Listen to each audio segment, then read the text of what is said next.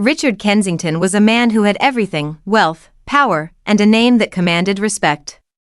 Yet, for all his riches, there was a hollow space in his heart that no amount of money could fill.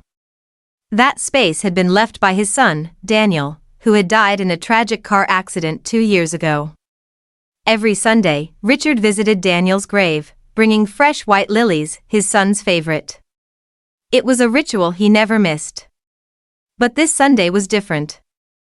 As he approached the tombstone, he noticed a young girl, barely in her teens, sitting there, her tattered clothes and frail frame a stark contrast against the polished marble.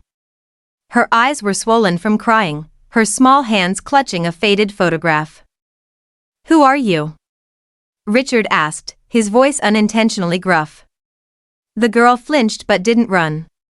Instead, she wiped her tears and looked up at him. "I'm Sophie," she whispered.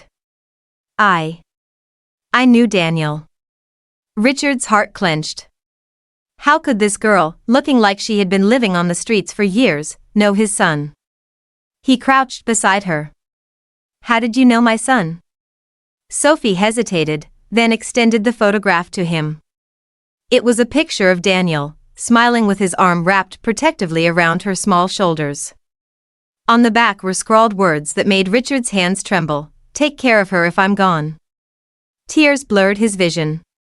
"How?" "He used to help me," Sophie explained, her voice barely above a whisper. "I lived in a shelter, and he'd come every weekend. He brought food, books. He told me I was special, that I mattered." She swallowed hard. "I had no family. He said he'd help me find one.